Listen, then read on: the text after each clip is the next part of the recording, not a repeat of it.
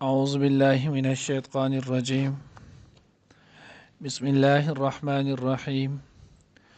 ومن الناس من يتخذ من دون الله أندادا يحبونهم كحب الله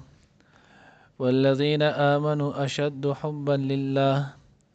ولو يرى الذين ظلموا إذ يرون العذاب أن القوة لله جميعا وأن الله شديد العذاب إذ تبرأ الذين اتبعوا من الذين اتبعوا ورأوا العذاب فتقطعت بهم الأسباب وقال الذين اتبعوا لو أن لنا كرة فنتبرأ منهم كما تبرأوا منا كذلك يريهم الله أعمالهم حسرات عليهم وما هم بخارجين من النار. نانی درس کې به انشاءالله العزیز سورة بقرہ سپارہ نمبر 2 اور رکو نمبر 20 آیات نمبر 165 166 167 درې آیاتونه ویل کېږي او دې سره به دا رکو هم اختتام ته ورسي انشاءالله. اوس دې آیات کې الله جل جلاله فرمایي ومن الناس من يتخذ من دون الله اندادا، ځینې د خلکو نه چې دی نو هغه د الله نه ما سوا ځان له نور شریکان جوړوي. یحبونهم كحب الله، محبت کې هغوی سره په شان د محبت د الله. والذین آمنوا اشد حبا لله، او هغه کسان چې ایمان راوړی دی یعنی مسلمانان اشد حبا لله، هغوی به د ټولو نه زیات محبت د الله سره. اوس دې ځای نه چې نو الله رب العزت وایي چې د دې کافرانو مشرکانو دوی به د خپلو بتانو سره چې نو هغه محبت ساتلو، خو د دوی او د مسلمانانو په محبت کې فرق و. دوی به د خپلو بتانو سره محبت ساتلو، خو چې کله به د دوی دغه بتان دوی به چې نو دریابي سفر په دې کې روان ول او موجونو به راواغېستل، نو بیا به یې خپل هغه بتان هر څه ارتاو کړل او بیا به یې صرف یو الله ته آواز کولو. نو د هغې سره هغه شانتې محبت نه و لکه څنګه چې د مسلمانانو د الله پاک سره محبت وي. تفسیر خازن کې لیکلی دی وایي دوی به ځان له یو بت راواغېستلو، د هغې بت به یې نو عبادت به یې کولو، چې بل بت به یې ولید هغه به د هغې نه ډېر ښکلی و چې د اولنی به یې ارتاو کړو ځان له به یې بل راغوستی چې دا خدای ښکلی دی. دغه شانتې وایي بعضې وخت کې به چې کله په دوی سخته راله نو د سختې په صورت کې به هم بیا دوی دغه بتان ارتاو کړل او بیا به الله طرف ته چې نو توجه کوله. نو ځکه الله وایي والذین آمنوا اشد حبا لله، او کم کسانو چې د ایمان راوړی د هغوی به د الله سره سخت محبت وي، زیات محبت وي. مسلمانانو باندې که حالت د چې نو خوشحالۍ وي هم د الله سره محبت ساتي به، او که حالت چې نو هغه د خفګان او د بیمارۍ او تکلیف او سختی دی بیا هم چې نو د الله سره محبت ساتي، او ډېر کله ته دی بیا په مصیبت او تکلیف کې زیات تر چې نو الله ته توجه کوي. نو ځکه الله وایي والذین آمنوا اشد حبا لله. حضرت والا رحمت الله علیه عارف بالله شیخ العرب والعجم شاکی محمد اختر صاحب نر الله مرقده دا هغه فرمایل چې د دې آیات نه معلومه ده شوله والذین آمنوا اشد حبا لله، دې نه دا معلومه شوه چې مسلمان د به د نور شیزونو سره هم محبت وي، لکه مثال په طور کې خپل کاروبار سره، د ښه گاډي سره، دغه شانتې چې نو اولاد سره،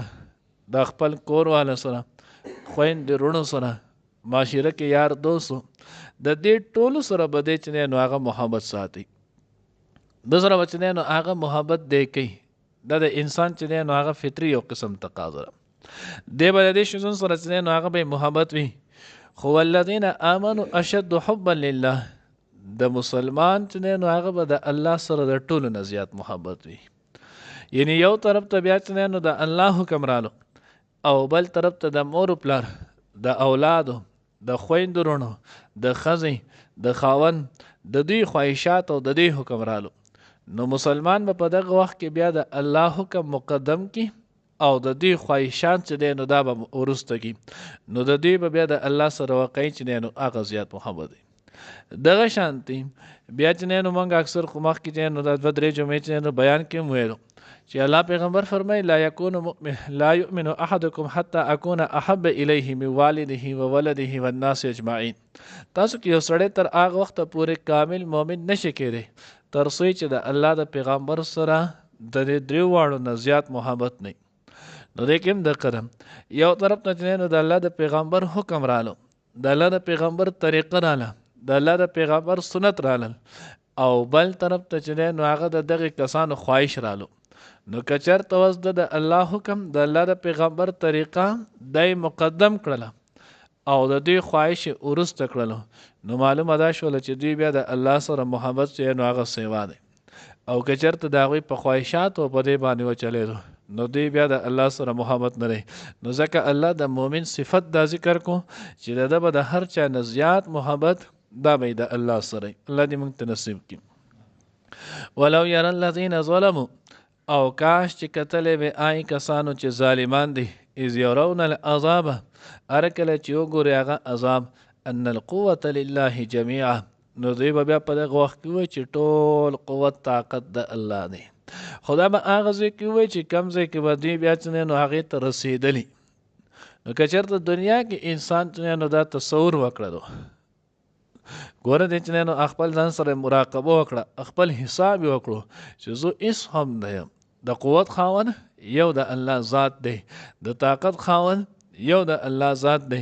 د عزت او ذلت ورکولو چې نو مالک یو د الله ذات دی. نو بیا به دته دغه هېڅ مسله نه وي. نو ځکه وایي الله رب العزت چې که چېرته کاش د ظالمانو ته چې نو د دې حالات اندازه وي چې ټول قوت او طاقت دا د الله د پاره دی،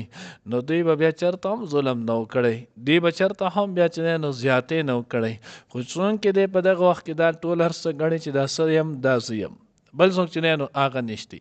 وان الله شدید العذاب، او دا یاد ساتئ چې الله رب العزت سخت عذاب والا دی. الله رب العزت پکړ بیا د هغې نه هېڅ څوک چې نو هغه نشي خلاصېدی. ان بطش ربک لشدید اذ تبرأ الذین اتبعوا. نو اوس دلته الله جل جلاله فرمای هر کله چې نو هغه بیزاره شي، هغه کسان د هغوی اتبعو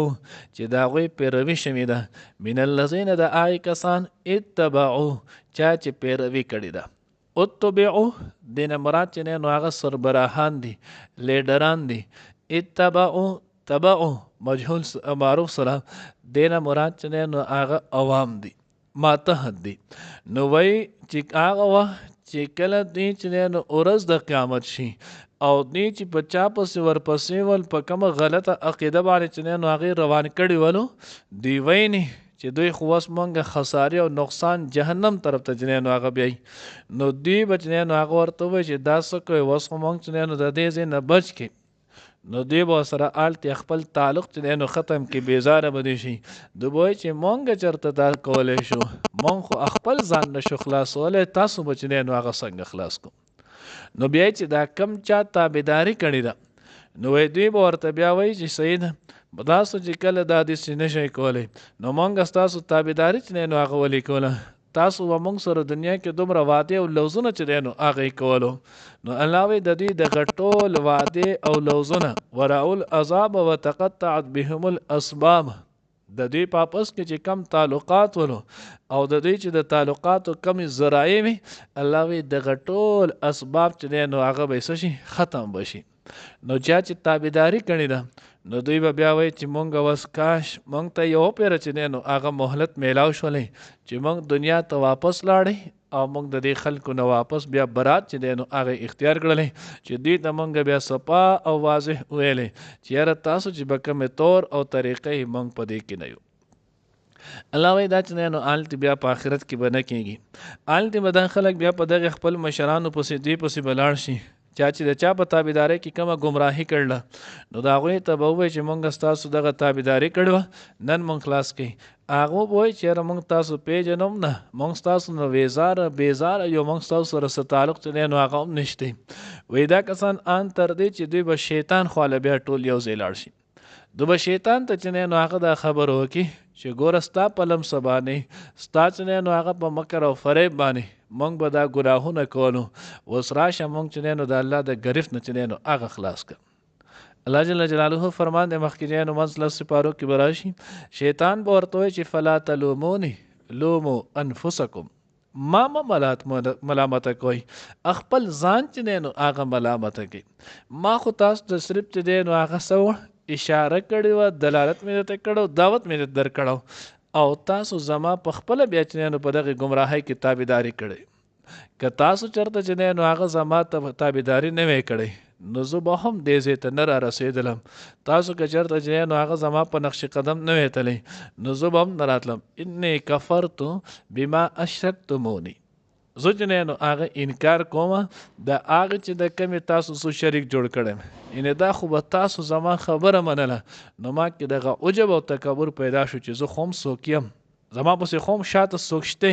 څوک چې نو هغه زما تابعداري کوونکي دي نو ځکه خو ما دا اوچتې لوی لوی چې نو هغه ویلی که چېرته تاسو داسې نه وی کړی زه به هم داسې نه راتلم او بیا چې تاسو ما ملامته کوئ نو ستاسو ما چې څومره تاسو ته مکر و فریب یا څه کړی دعوت نو د دې نه خو ډېر تاسو باندې انبیا علیهم الصلاة وسلام محنت کړی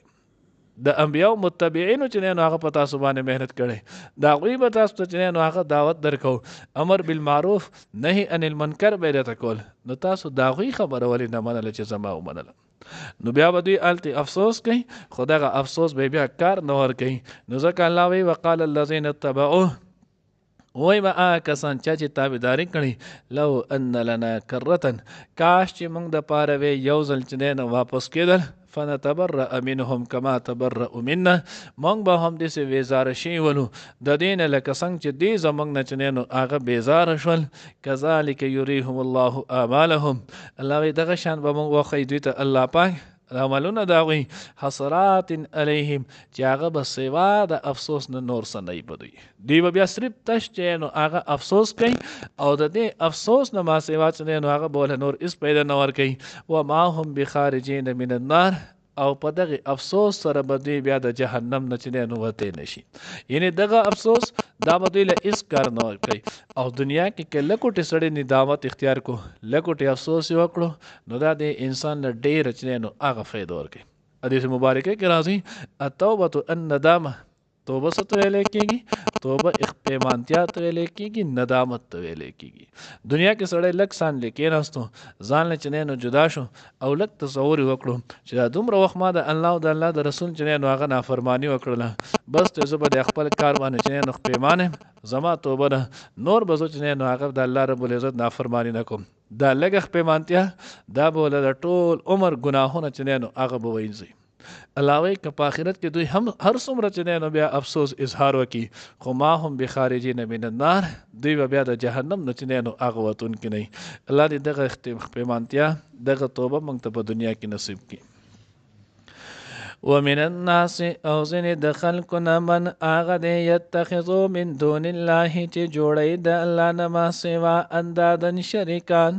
یحبونهم محبت کوي هغوی سره که حب الله په شان د محبت د الله والذین او کسان آمنو چې ایمان راوړی دی اشد حبا لله هغوی د ټولو نه زیات محبت الله سره کوي ولو یر الذین او کاش چې کتلی آی کسانو ظلمو چې ظالمان دي اذ يرون العذاب هر کله چې اویني عذاب لره ان القوة لله چې یقینا قوت خټول د الله د پاره جميعا ټول دی وان الله او دا چې الله پاک شدید العذاب سخت عذاب ورکون کې دی اذ تبرأ الذین اتبعوا هر کله چې ویزار شي هغه کسان د کومو چې تابعداري شوي ده من الذین اتبعوا د هغه کسانو نه چا چې تابعداري کړې ده ورأوا العذاب او وبین هغوی عذاب وتقطعت بهم الاسباب او پریک بشي د هغوی تعلقات وقال الذین اتبعوا او وبوایي هغه کسان چې تابعداري کړې وه لو ان لنا کاش چې وې مونږ د پاره کرتن واپس وتللو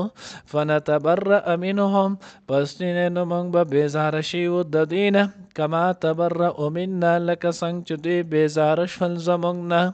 کذلک یریهم الله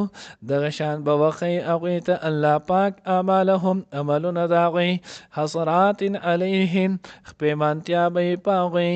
وما هم او نه به وي هغوی بخارجین وتونکي من النار د اور نه